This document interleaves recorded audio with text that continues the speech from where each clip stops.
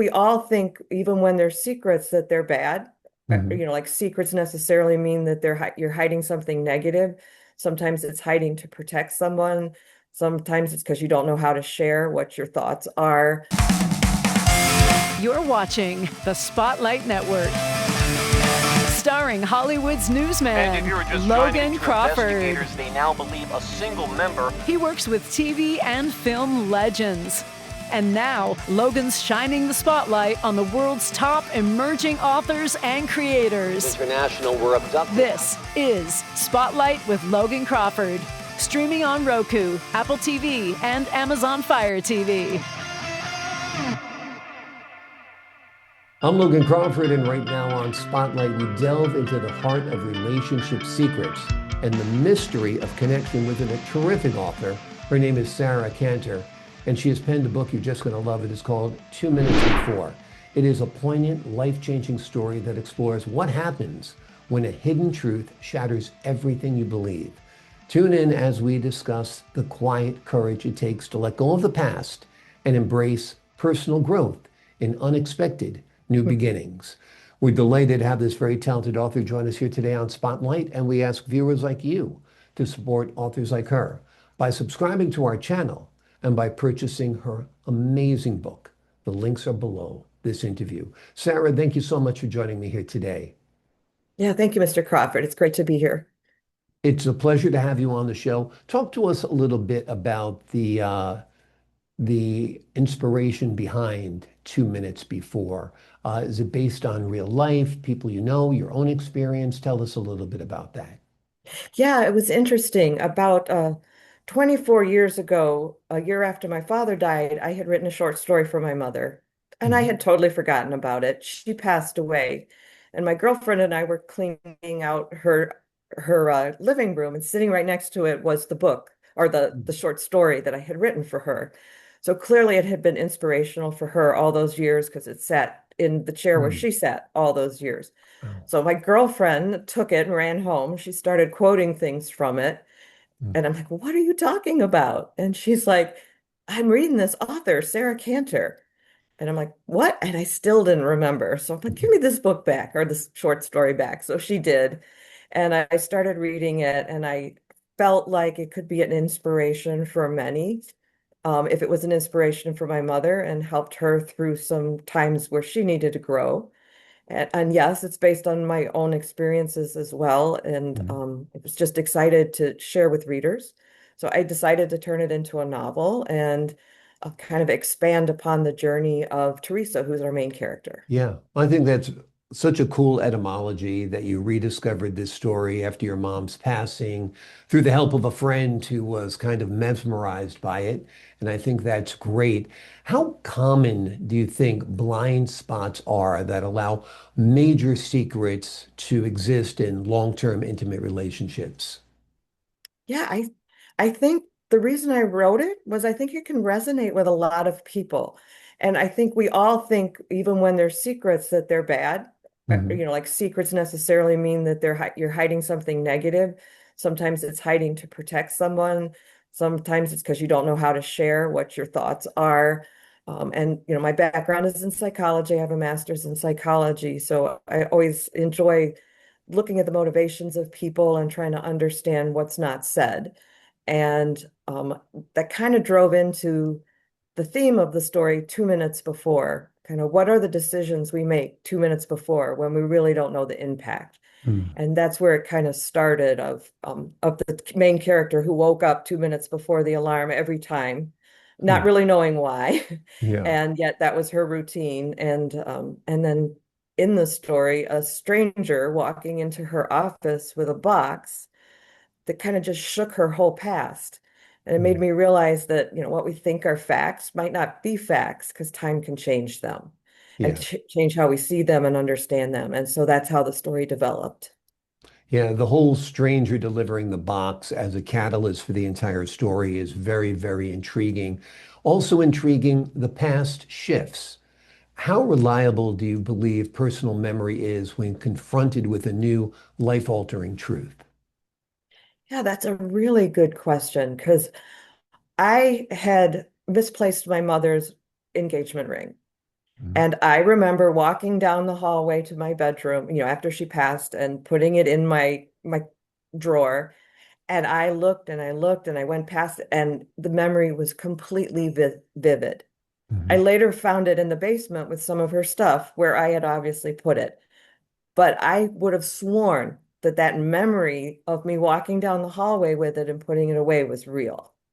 And so Mhm. it's really interesting, how like my mourning and my drive to find it was obscured by a memory that wasn't real. Yeah, it is amazing. My wife will wake up and have a dream and she'll be mad at me. So there you go.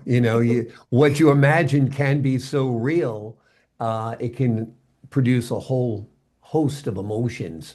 Do you feel a marriage can be built on a lie and be considered truly real? And how does Teresa grapple with that question? Yeah, and I think what the message in the book is that it wasn't that her marriage was built on a lie, that it was that he had a secret he Yeah. couldn't share or didn't feel he wanted to share. Um, and so I think it's not about, I think that's kind of the crux of the story is that what she thought was true wasn't, but that was because he was trying to protect her and because he loved her and because he wanted the story to be what she needed it to be. And he was trying to deal with what he was dealing with on his own. Mm. So I think the point of the story was that they did have a really good marriage, that as you go through her life, you can see that she was clearly his inspiration. Mm. Even as she talks to this stranger who knew her husband, and how he could, he wanted to talk to her because he could feel there was the inspiration behind it.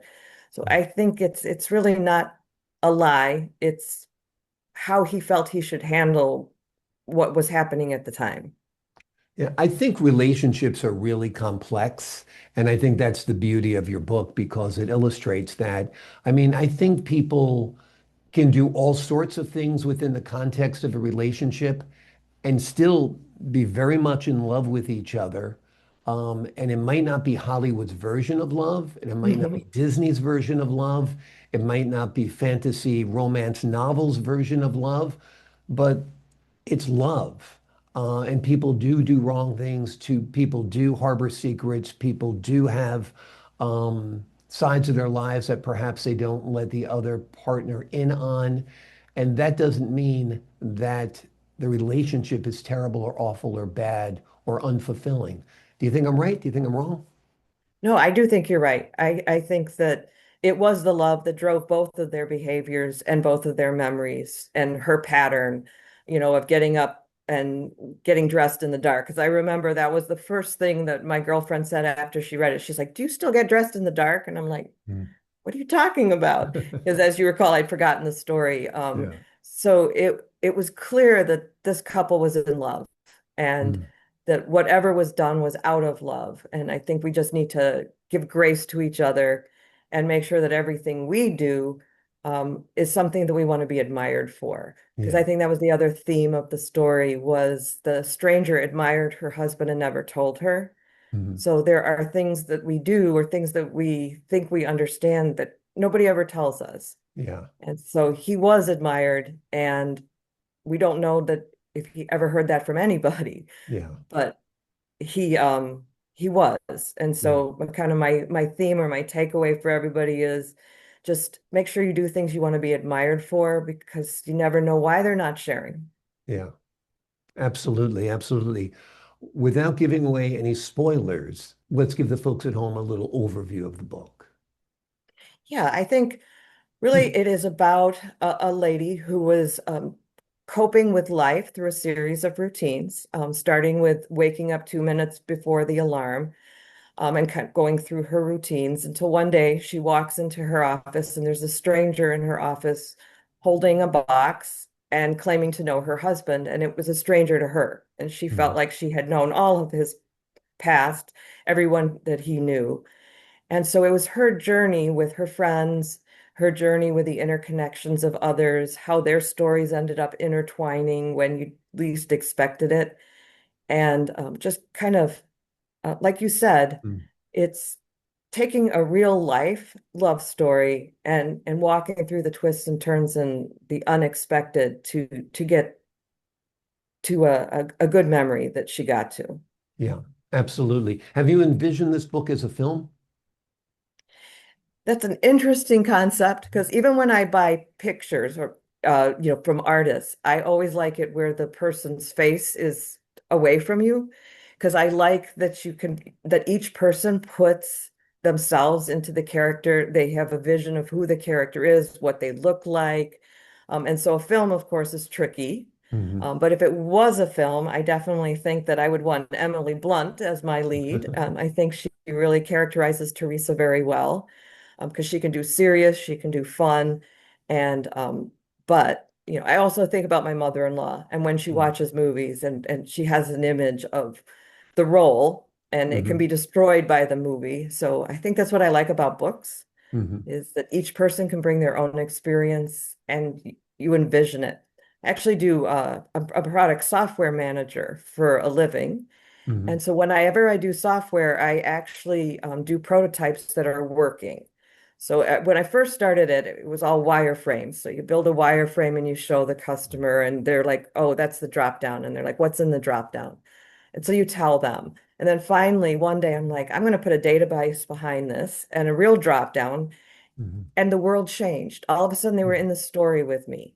And Mhm. they started saying, "Can it do this?" And I'm like, "No, I can't do anything. It's a prototype." But just, I knew that they were now in the story with me in their version. Mhm. So it was like to guide people to part of it and let themselves come the rest of the way. Wonderful, wonderful. Has writing or rewriting the short story into a book ignited the writing bug in you? Are you working on anything new now? It did ignite that bug, and I'm actually now it is part of a trilogy. Hmm. So I was originally going to write the second book that comes after, which is called The Moments After. Mhm. And I was watching a commercial where someone was doing a prequel. Actually, it was on Dexter, I think. They were Mhm. doing a prequel on Dexter, and it's like a prequel. That's interesting. Kind of help understand how the characters got to be who they are. So I actually am writing the book called The Whispers Before, Mhm. which is the book that I'm writing on now, which kind of expands on the characters and then helps you understand how they became to be in 2 minutes before. Wonderful, wonderful. Well, we're looking forward to all of the other books to follow this first installment, which is just terrific and sets up a wonderful storyline with interesting and compelling characters and real life relationships. And I think it is a game changer of a book in many, many ways. The name of the book is 2 Minutes Before. It is a book that will show us the resilience of the human spirit and capture your imagination and have you do a little deep thinking, which is always a good thing. Sarah, thank you so much for joining us here today. Well, thank you. It was a pleasure to be here. Pleasure having you on the show. To the folks at home, I'm Logan Crawford, thanking you for your time this time. Until next time on Spotlight.